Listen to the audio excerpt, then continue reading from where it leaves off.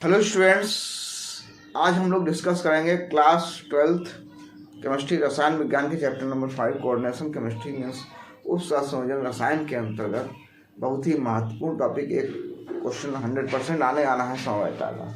तो देखिए समवायता क्या होती है, इसको एग्जाम्पल्स के द्वारा समझने का प्रयास करते हैं। देखिए एग्जाम्पल इस प्रकार से है, जैसे मान लीजिए हमारे पास एक सूत्र है COCl3 into 6H2। अब इस अणुसूत्र से देखिए कौन कौन से कंपाउंड संभव हैं। इस अणुसूत्र से पहला कंपाउंड ये बन जाएगा COH2O का होल 6 H2O का होल 6 Cl3 पहला कंपाउंड बना। COH2O का होल 5 Cl2 into H2 दूसरा कंपाउंड बना। तीसरा कंपाउंड बना COH2O का whole 4 Cl2 Cl into 2H2। ये तीनों ऐसे कंपाउंड्स हैं जिनके संरचना सूत्र अलग अलग हो गए। यहाँ पर 6 लिगेंड जुड़े होंगे H2O के, यहाँ पर 5 लिगेंड H2O के, एक Cl, यहाँ पर 4 लिगेंड H2O के और एक लिगेंड 2 लिगेंड Cl के, लेकिन तीनों का अणुसूत्र समान है। अणुसूत्र समान है लेकिन संरचना सूत्र भिन्न भिन्न हो गए। संरचना सूत्र क्या हो गए? भिन्न भिन्न हो गए। लेकिन अगली कंडीशन ऐसी हो सकती है, जैसे मान लिया कंपाउंड है PtCl2 into 2NH3।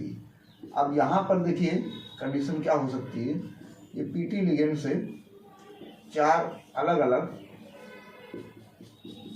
दो अलग अलग टाइप से लिगेंड जुड़े हुए हैं। ये इस प्रकार से, एक इस प्रकार जुड़ा हुआ है, एक इस प्रकार से जुड़ा हुआ है। तो यहाँ पर क्या हुआ है स्टूडेंट्स कि इनका स्पिरिचुअल अरेंजमेंट मीन्स अणुओं के जुड़ने का जो क्रम था अणुओं परमाणुओं के, वो चेंज हो गया। तो लेकिन दोनों का अणुसूत्र एक है। यहाँ भी अणुसूत्र एक था लेकिन संरचना बदल गई, यहाँ भी अणुसूत्र एक है लेकिन संरचना तो नहीं बदली। यहाँ पर अणुओं के जुड़ने का जो क्रम था वो बदल गया। तो समवायता यही समवायता बताती है कि दो या दो से अधिक ऐसे यौगिक जिनके अणुसूत्र समान मीन्स मॉलिक्यूलर फार्मूला समान होना चाहिए। अणुसूत्र समान होना चाहिए। जैसे यहाँ पर अणुसूत्र क्या है? इक्वल है। यहाँ भी अणुसूत्र तीनों के इक्वल हैं या दोनों के अणुसूत्र इक्वल हैं, बट लेकिन संरचना सूत्र मीन्स स्ट्रक्चरल फार्मूला अलग अलग हो गए। जैसे स्ट्रक्चरल फार्मूला अलग ना हो तो उनके अणुओं के जुड़ने का क्रम बदल जाए, त्रिविम विन्यास जिसे बोलते हैं स्पिरिचुअल अरेंजमेंट बदल जाए। स्पिरिचुअल अरेंजमेंट या त्रिविम विन्यास मतलब है अणुओं या परमाणुओं के जुड़ने का क्रम या सेम साइड में है या अपोजिट साइड में है। ठीक है, त्रिविम विन्यास क्या होता है? भिन्न भिन्न होता है। त्रिविम विन्यास जब भिन्न भिन्न होता है तो ऐसे यौगिक जो होते हैं वो कहलाते हैं समावयवी। तो ये जो कंपाउंड्स हैं तीनों ये समावयवी हैं। ये दोनों कंपाउंड भी समावयवी हैं। क्या कहलाएंगे? समावयवी। और इस पूरी फिनोमिना का नाम हो जाएगा समावयवता। तो समावयता स्टूडेंट समझ में आई होगी कि समावयता का मतलब होता है कि या तो संरचना में भिन्नता होगी या अणुओं के जुड़ने के क्रम में भिन्नता हो जाएगी, जिससे यहाँ पर समवायता उत्पन्न होती है। अब समवायता को क्लासिफाई किया गया संरचना और त्रिविन्यास के आधार पर। यदि संरचना भिन्न भिन्न है तो उसे संरचनात्मक समवायता बोलते हैं। यदि उनके अणुओं के जुड़ने का क्रम भिन्न भिन्न है, त्रिविन्यास भिन्न भिन्न है, तो उसे त्रिविम समवायता कहते हैं। अब हम इसका क्लासिफिकेशन स्टडी करेंगे, इसको स्टूडेंट कर सकते हैं। स्टूडेंट्स अभी हम लोगों ने डिस्कस किया उप संयोजन यौगिकों में समवायता मीन्स आइसोमेरिज्म क्या होती है। अब देखिए अभी हमने बताया एग्जाम्पल्स के द्वारा, या तो संरचना भिन्नता होगी या तो भिन्नता होगी अणुओं के जुड़ने के क्रम में। तो इसके आधार पर इसको क्लासिफाई किया गया है टू ग्रुप्स में। एक तो संरचना भिन्नता का जो समवायता होती है उसे नाम दिया गया है संरचनात्मक समावयवता। और जो संरचनात्मक समवायता या संरचना समवायता होगी स्ट्रक्चरल आइसोमेरिज्म कह सकते हैं। Structural isomerism. दूसरी हमने बताया कि अणुओं के जुड़ने का क्रम अलग अलग होगा, जिससे जो समवायता उत्पन्न होगी उसे हम बोलेंगे त्रिविम समवायता। क्या बोलेंगे? त्रिविम समवायवता बोलेंगे। Stereo isomerism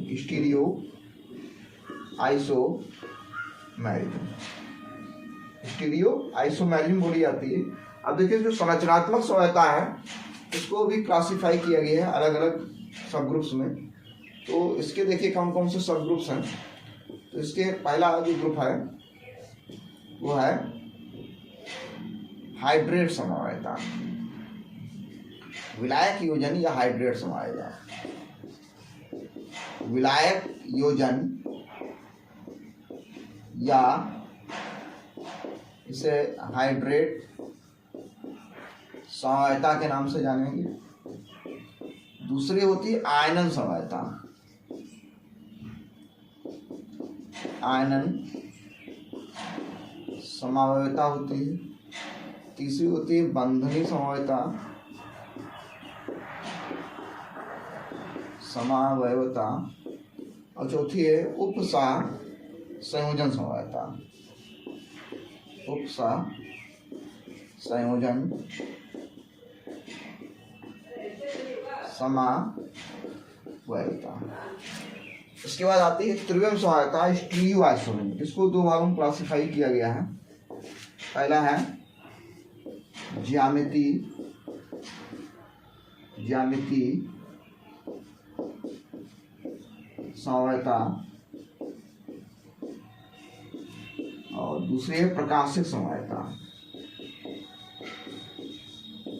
प्रकाशिक समवायता। Optical isomerism, optical isomerism इसे बोलते हैं।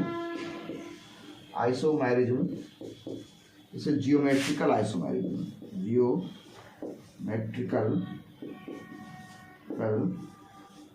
आइसोमेरिज्म बोला जाता है।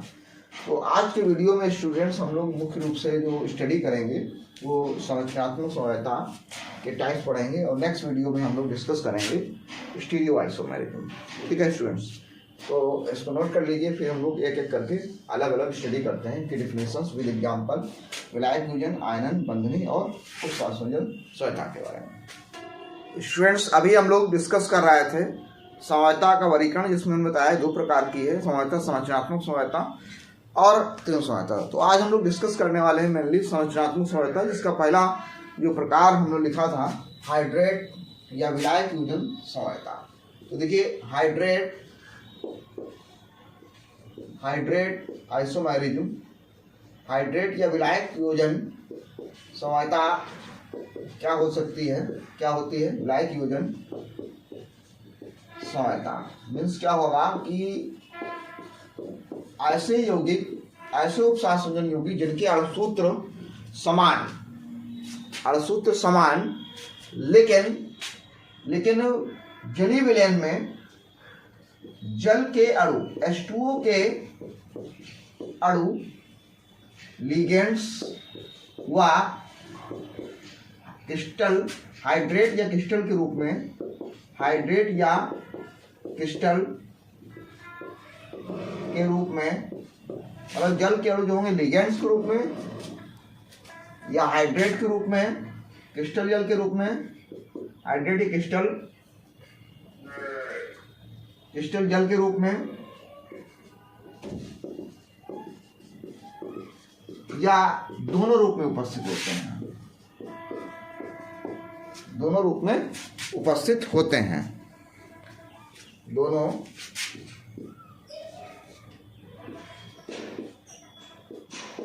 प्रकार से उपस्थित होते हैं। ठीक है स्टूडेंट्स, मतलब ऐसे यौगिक जिनके अणुसूत्र समान लेकिन यौगिक में जल का जो अणु होगा वो लिगेंड्स के रूप में या हाइड्रेट के रूप में, हाइड्रेट में क्रिस्टल जल के रूप में या दोनों रूप में उपस्थित होता है। जैसे इसका एग्जांपल है CONH3 COCl3 into 6H2O into 6H2O। इसके तीन यौगिक हैं। पहला यौगिक है COH2O का होल 6 H2O का होल 6 Cl3। यहाँ पर जल के अणु क्रिस्टल जल के रूप में है, सॉरी लिगेंड्स के रूप में है, ये लिगेंड्स के रूप में है।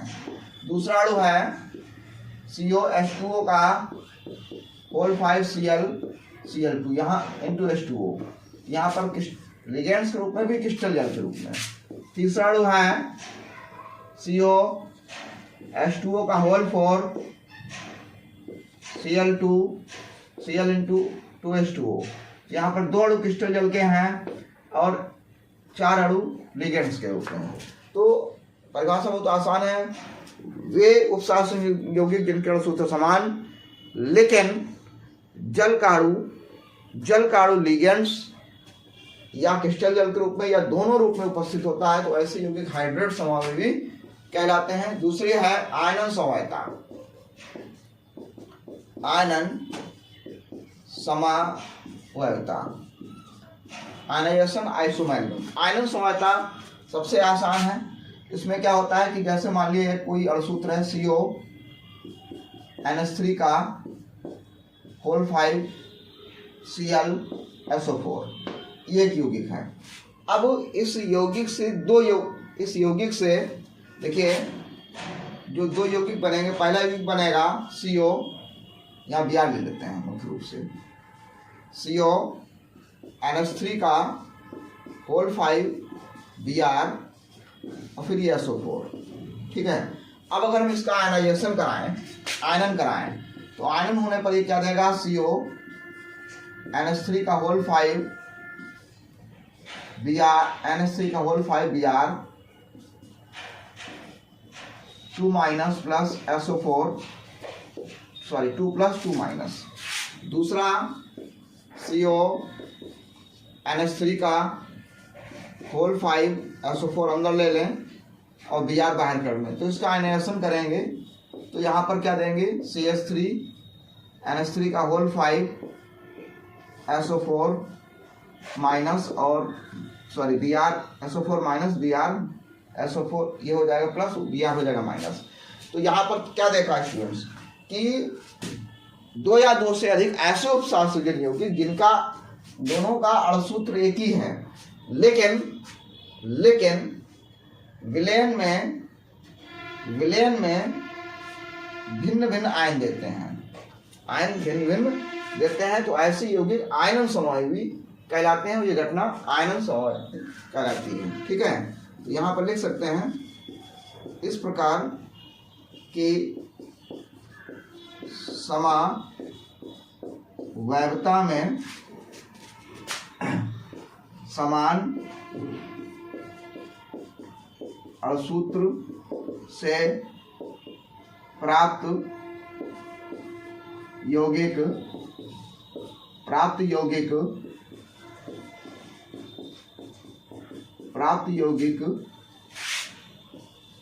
जलीय विलयन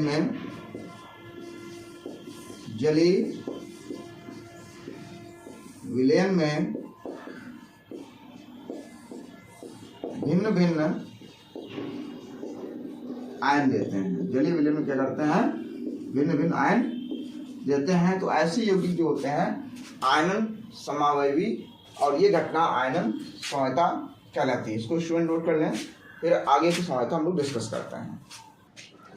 स्टूडेंट्स, हम लोग डिस्कस कर रहे हैं संरचनात्मक समवायता के प्रकार, जिसके अंतर्गत अभी हम लोगों ने हाइड्रेट समवायता और आयनन समवायता के बारे में डिस्कस किया। अब उसी के आगे हम लोग डिस्कस करेंगे बंधनी समवायता या लिंकेज आइसोमेरिज्म।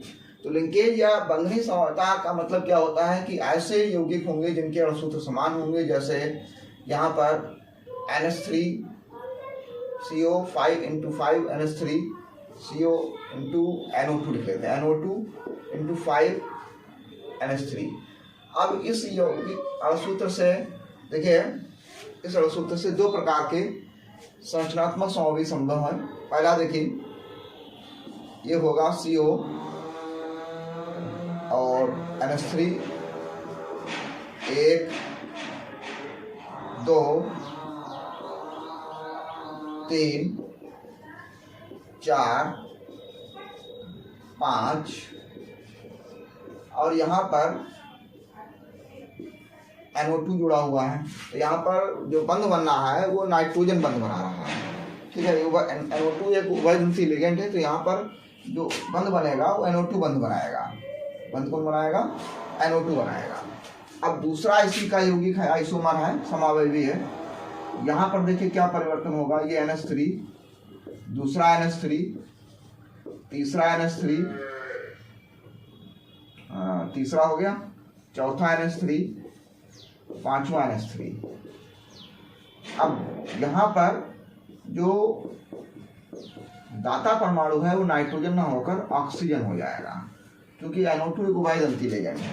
ठीक है, तो बंधनी या लिंकेज समवायता नाम इसीलिए दिया गया है कि ऐसे यौगिक जिनके अणुसूत्र समान, दोनों का अणुसूत्र समान, बट उपसहसंयोजन यौगिक में जुड़े उभयदंती लिगेंड में दाता परमाणु भिन्न भिन्न होते हैं। जब उभयदंती लिगेंड के दाता परमाणु भिन्न भिन्न होते हैं तो उसे बंधनी या लिगेंड समवायता कहते हैं। जब समान अणुसूत्र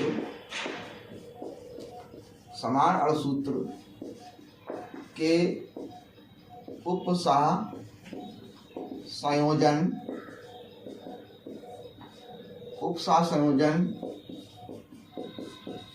यौगिक में, समान अणुसूत्र के उपसह संयोजन यौगिक में केंद्रीय धातु परमाणु, सेंट्रल मेटल एटम या आयन, केंद्रीय धातु परमाणु से जुड़े उभयदंती एम्फीडेंडेंट उभयदंती लिगेंड में दाता परमाणु, डोनर एटम, दाता परमाणु भिन्न भिन्न होते हैं तो ऐसे यौगिक बंधनी समवायवी और ये घटना बंधनी समवायता कहलाती है। तो स्टूडेंट समझ में आ गया होगा कि जब केंद्रीय धातु परमाणु या आयन से जुड़े उभयदंती लिगेंड के दाता परमाणु भिन्न भिन्न हो जाते हैं तो बंधनी समवायता उत्पन्न होती है। जैसे यहाँ पर नाइट्रोजन है, यहाँ पर ऑक्सीजन है, तो यहाँ पर बंधनी समवायता उत्पन्न हो गई। और लास्ट हम लोग पढ़ेंगे कोऑर्डिनेशन आइसोमेरिज्म, उपसह संयोजन समवायता। ये सबसे सरल है। उपसह संयोजन कोऑर्डिनेशन आइसोमेरिज्म जिसे बोलते हैं, इसमें उपसह संयोजन स्फीयर में दोनों ही यौगिक होते हैं। जैसे यहाँ पर एक हमने कंपाउंड लिया CO NH3 का होल 6, दूसरा है CR CN का होल 6। तो ये यौगिक का धनायन है और ये यौगिक का ऋणायन है। ठीक है, आगे चल के क्या हो जाएगा कि यहाँ पर CO से CN जुड़ जाएगा और CR से NH3 जुड़ जाएंगे। तो ये यहाँ पर धनायन रहेगा, यहाँ पर ऋणायन होगा। लेकिन धनायन ऋणायन से जुड़ने वाले लिगेंड्स जो होते हैं वो परिवर्तित हो जाते हैं। तो ऐसे यौगिक उपसह संयोजन समवायवी और ये घटना उपसह संयोजन समवायता कहलाएगी।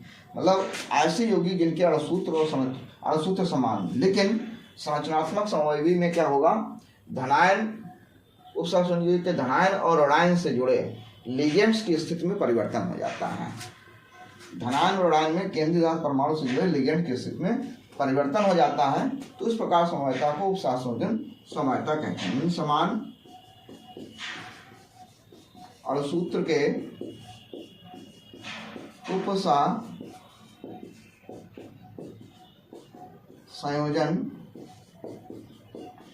यौगिक जिनमें धनायन व ऋणायन से जुड़े दाता परमाणु लिगेंड्स की स्थिति में परिवर्तन हो जाता है। तो इस प्रकार की यौगिक उपसह संयोजन समवायवी और ये घटना उपसह संयोजन समवायता कहलाती है। तो स्टूडेंट्स, अगर हमें समवायता समझना है, इनकी डिफिनेशन याद रखनी है, तो इनके आप एग्जाम्पल अपने दिमाग में बैठा लीजिए। चारों के एक एग्जाम्पल दिमाग में बैठा लीजिए। मोस्टली यही एग्जाम्पल्स पेपर में आते हैं। एग्जाम्पल याद हो जाएंगे तो डिफिनेशन अपने आप ऑटोमेटिक याद हो जाएंगी। तो स्टूडेंट्स, आज की वीडियो में हम लोगों ने समवायता क्या है, समवायता का क्लासिफिकेशन और संरचनात्मक समवायता के बारे में मिलकर हमने डिस्कस किया। अब जो नेक्स्ट वीडियो इसके बाद आएगा उसमें हम लोग डिस्कस करेंगे त्रिविम समवायता के अंतर्गत ज्यामितीय समवायता के बारे में। स्टूडेंट, वीडियो अच्छा लगा हो तो अपने साथी स्टूडेंट्स को ज़्यादा शेयर करें। Thank you.